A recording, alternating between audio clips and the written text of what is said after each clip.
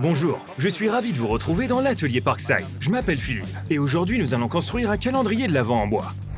Comme d'habitude, vous trouverez tous les matériaux et les outils dont vous avez besoin pour ce projet dans les plans de construction sous la vidéo. Et on commence maintenant par découper notre grande planche pour pouvoir commencer notre triangle pour le sapin. Je viens de tracer la suite des opérations sur la planche qu'on vient de couper. Ça, ce sera notre sapin. Nous allons scier le long de ces traits de ce côté et du côté opposé dans le triangle, et ce, uniquement jusqu'à ce triangle intérieur.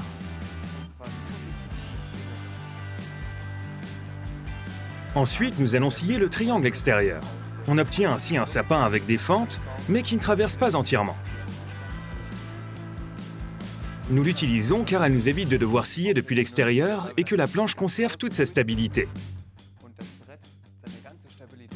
La scie plongeante, comme son nom l'indique, nous permet de plonger dans le matériau à n'importe quel endroit sans devoir commencer à l'extérieur. Nous allons toujours placer le guide-chaîne exactement contre ce trait et effectuer notre trait de scie sur le côté inférieur du trait. Ainsi, nous obtenons une répartition uniforme sur l'ensemble de l'arbre. Et avant de découper l'extérieur du sapin, il nous reste une chose à faire. Comme la lame de scie est ronde, on a une petite rampe là, sur la face intérieure, au bout. Nous allons maintenant la redresser à l'aide de la scie sauteuse pour que nos petites tablettes puissent s'insérer jusqu'au bout de la coupe.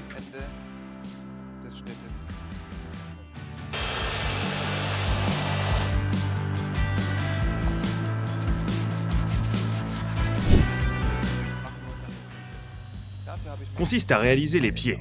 Pour cela, j'ai déjà scié 2 triangles et je les ai reliés entre eux. Cette fois-ci, nous utilisons la scie circulaire mobile, car elle nous permet de travailler avec un peu plus de précision, surtout pour les petites coupes. Et là, on découpe une fente dans l'épaisseur du matériau de notre sapin. Mais nous devons maintenant utiliser une petite astuce. Comme notre lame de scie est ronde, nous n'irons pas aussi loin en haut que de l'autre côté. Pour cela, j'ai déterminé ici le point où la lame de scie sort de la table. Je l'ai reporté jusqu'au bout pour voir exactement où se trouvera la lame de scie sur la face inférieure pour que je puisse m'arrêter à temps.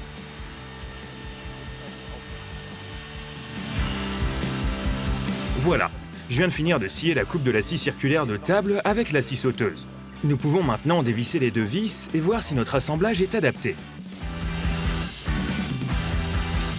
Maintenant que nous savons que cet arbre rentre vraiment dans les pieds, j'ai relié les deux avec ce stick transversal. Et maintenant, il manque encore une chose, effacer les traits de crayon. Et on ne les efface pas simplement, on les ponce.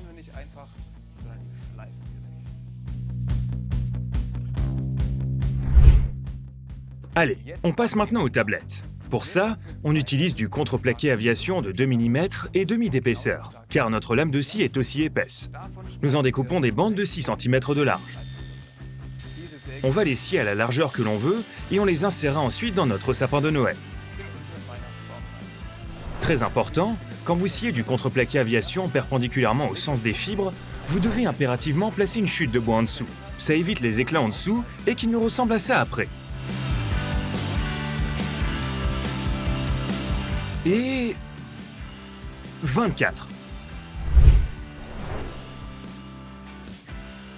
Voilà, je suis prêt pour l'avant. Qu'est-ce que ça donne de votre côté? Allez-y, lancez-vous, à vous de jouer.